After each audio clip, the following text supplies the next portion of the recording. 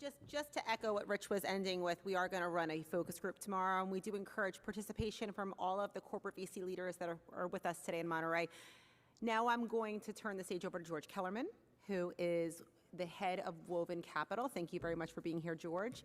And Jim Fisher, partner of DLA Piper. We look forward to hearing all about where we're going with later stage investing.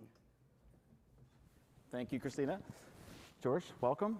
Thank you. Our 20 minutes is Power Plays, late stage startup partnering, and the new dealings of growth and investing. Proud to introduce George Kellerman, founding managing director of Woven at Toyota. My name is Jim Fisher. I'm a corporate partner at DLA Piper. As Rich mentioned, we spend a lot of time in the space, enjoy being here and working with the community at large. We're going to speak in three different kind of increments, the why, the what, and the how. We don't have time for questions, we don't think, but if there's an opportunity to speak with any of you after, we're happy to do that. George, thought maybe I'd give you a minute to introduce yourself and Woven. Yeah, well, thank you, and I feel privileged to follow Hiroshi Saijo. We founded Yamaha Motor Ventures together back in 2015. Then we launched Woven Capital together in 2020. He went on to Panasonic, and I stayed behind. But this isn't my first rodeo. I've done this twice, and I've been coming to this event for 10 years. So it's really exciting to be here. Very quickly, Woven Capital is an $800 million growth stage fund.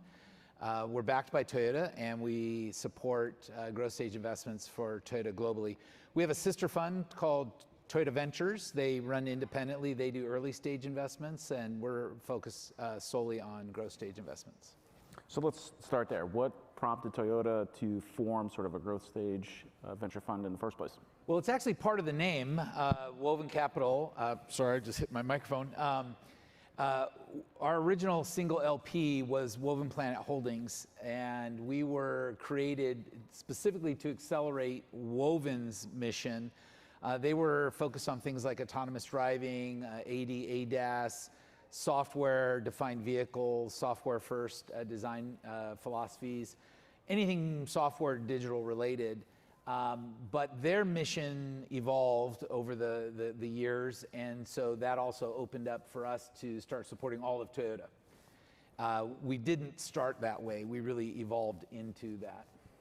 And how do you define growth stage investing or later stage investing? Is it, you know? Well, those of you who are in the industry know it's a vague and hard to define term. In fact, we've had people on our own team and sometimes on our investment committee suggest that we call it a product market fit fund, late stage fund. The simple reality is our starting check size is $10 million, whereas like Toyota Ventures is doing $1 to $2 million. They really are doing seed and Series A investments. As you know, Series A, Series B, Series C, it's really a function of how mature the company is, how much they've raised in the past, what their valuation is. For us, it's really around check size. The one big differentiator between us and them is they really are an exploratory fund. They're looking at Horizon 3 disruptive investments, whereas we're more Horizon 2. We really need to have a business that wants to work with that startup. We don't require a commercial agreement at the time of investment, but we have to have a roadmap on how we're going to work with that business unit. We're not just investing for the sake of investing. And that's the real big differentiator, is that we see our ability to invest as a way to accelerate that company and also the Toyota business that's looking to work with them. We'll talk about commercial agreements in a bit, and also just the idea of how you interact with your partner. But what are you seeing now in terms of the later stage or growth stage investment community and sort of mindset? Bloodbath. You know, we've seen the highs of 2021, and we launched in January 2021, so we were making investments on the edge of that peak, and we've seen valuations come down. We've seen investors get very, very nervous. In fact, I would say if it wasn't for the corporate venturing ecosystem, many more companies would have failed and gone out of business over the last couple of years, because while venture investors, being purely financially motivated, were waiting for the bottom to hit. So they didn't want to come in in 2022 or 3 when they thought there was still room for the valuation to drop. Whereas corporates, again, we're looking for the strategic angle. Financial returns are still equally important for us. In fact, for us, it's the first hurdle. Is this a good venture investment? Do we think we can make a financial return? If we can't, we're not going to invest. It doesn't matter how strong the strategic rationale is. We'll refer them to the company and say, go partner up and have fun. But from an investment standpoint, we're just seeing a lot of people sitting on the line, on the sidelines, and it means opportunity. It's unfortunate for the startups that are going through it because it does mean a lot of down rounds. It means a lot of stress, taking much, much longer to close rounds. We're seeing a lot of extensions of rounds, flat rounds, you name it. So it's a difficult time, but it also means opportunity for those corporate investors who are willing to write larger checks. How has it changed the way you look at a potential opportunity in this climate? The one thing that I would say it changed for us is it's kind of a survivor mentality in the sense that when we were at the peak, there might be lots of competitors and you have a lot of choices. But as the market starts coming down, some of those competitors start to fall away, or their business model, the weakness of their business model becomes very apparent.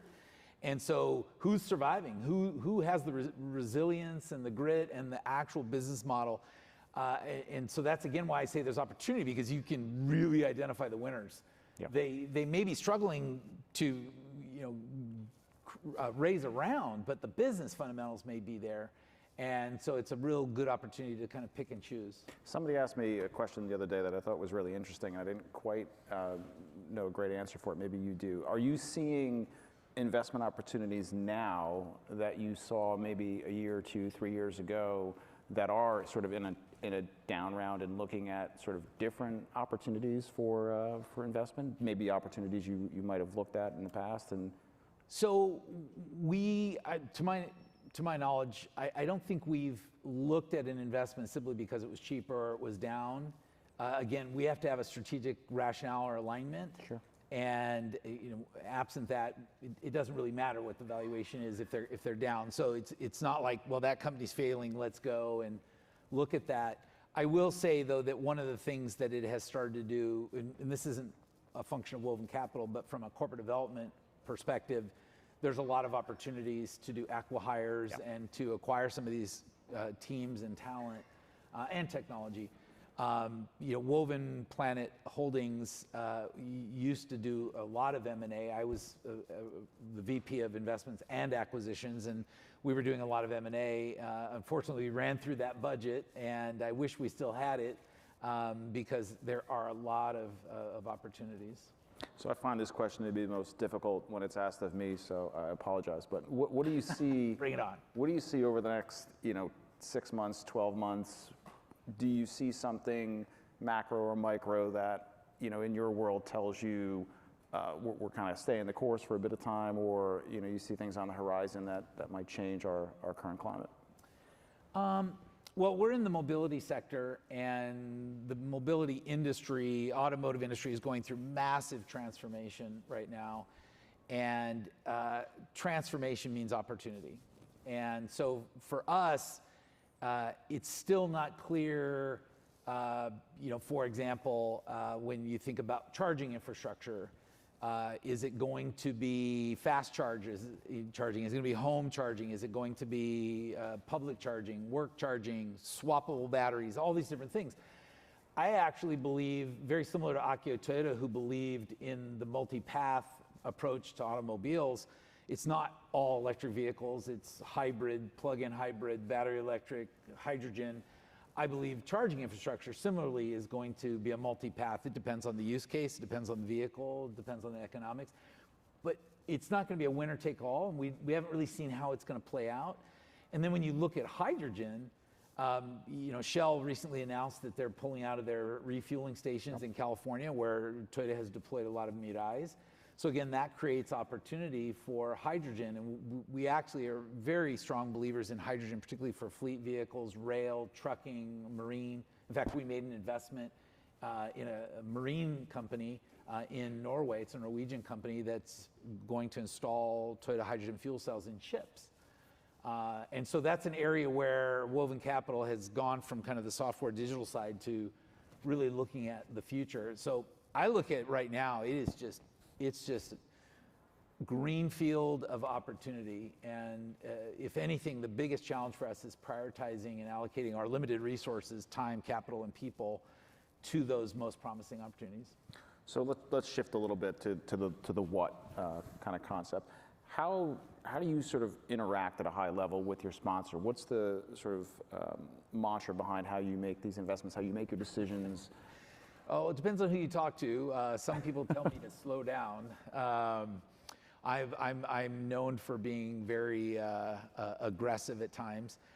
One thing I love about what Hiroshi Saijo and Laura Fox were talking about is a couple of words they kept saying over and over is do, act, move forward, and that has to be part of it. And I think the challenge we have, all of us as corporate CVCs or corporate venture capitalists, is that the closer you align to the business's strategy, the slower you get. And the reason is because the people making the decisions are still thinking in the old model. And there's a great Japanese proverb, and it's easily translatable to English, but Sennin no tabi wa daipo kara, a journey of 1,000 miles starts with the first step. And that's a great sounding proverb, like take the first step. And that's what Hiroshi and Laura were talking about, do, act, you have to do something. But what no one ever says is, yeah, you still have a 1,000 miles. It's a not journey. The first step. You have to keep taking steps. And the reality is, and I'll use a personal example, I get up every morning at sunrise and I go jogging, and this morning I jogged 4 kilometers through the golf course. It was pitch black, and I have a flashlight. I was jogging in Dallas a few days ago, and I had a flashlight. I was on asphalt.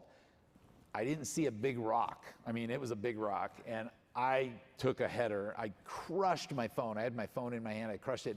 But I mean, you can see I scraped up my arm, my leg, and the point is, it didn't stop me. I went jogging this morning, and you got to get back up, and you got to keep trying, and you're gonna fall, you're gonna stumble, you're gonna injure yourself, you're gonna have setbacks. Thank God I didn't actually really break a bone or something. Yeah, something serious.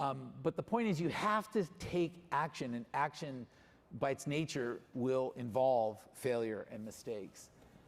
And you just have to have that mindset. And so the challenge is not allowing yourself to get slowed down because the business is looking at, counting the pennies and the margins and trying to hit some number, or because they don't believe in the technology.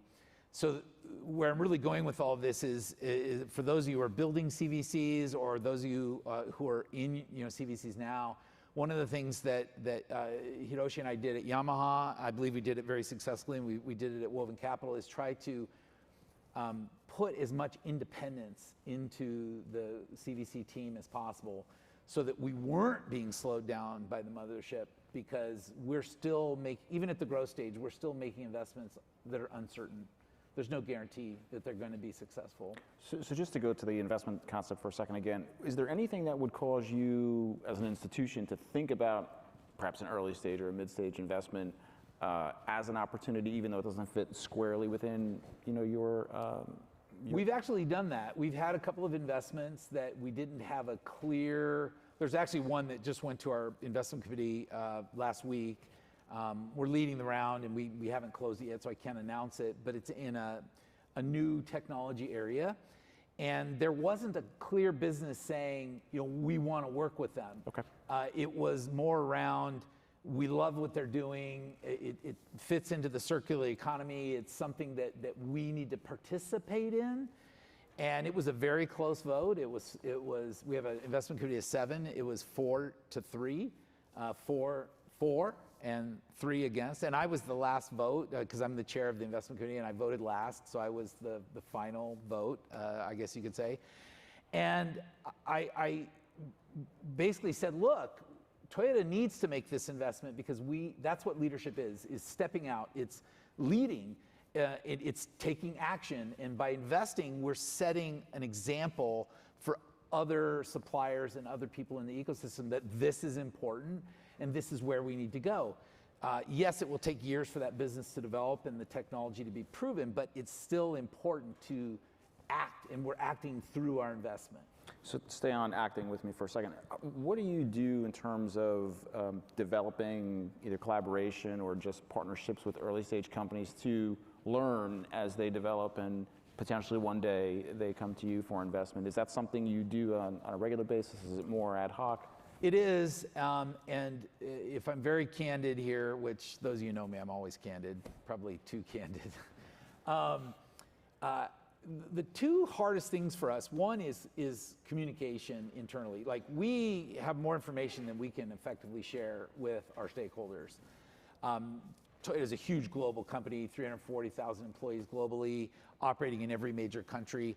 It's very difficult for us to get those learnings and target the right person at the right level and the right time. We're working on that. We have a marketing and communications team, and we're going to build that team up specifically so that we can make sure that that information is shared. The other side is we have a portfolio success team, and their job originally was envisioned to be the handoff after the investment. It's like, okay, here, go run with this, make sure the portfolio company is successful. The business unit can take care of themselves. They have their own, they know how to run their business. We don't need to tell them. We step back. But what we found, though, is that the portfolio success team is equally important in front of the investment. So they work with the business unit to make sure that there is a potential collaboration there. What does the business unit want from that startup? And then how would we put that into some kind of MOU or LOI? Not necessarily a commercial agreement. Right. In fact, it doesn't even have to be binding. It's more about some kind of written roadmap that says, this is how we intend to work together. I will say that we're really lucky. One of our investment committee members is a gentleman named Kenta Kon. He used to be the CFO of Toyota, and I love working with him. He's actually my boss now, and he's a very wise and open-minded person. But what I really love is even as the former CFO of Toyota, he said, we can't hold the business accountable for the success of that partnership. Because even at the business level, regardless of whether the startup is successful or not, even within our business unit, people change, budgets change, priorities change, strategies change, markets change, customer demands change. We don't know where the business is going to be in 1 or 2 years, but at the time of investment, we have to have a roadmap.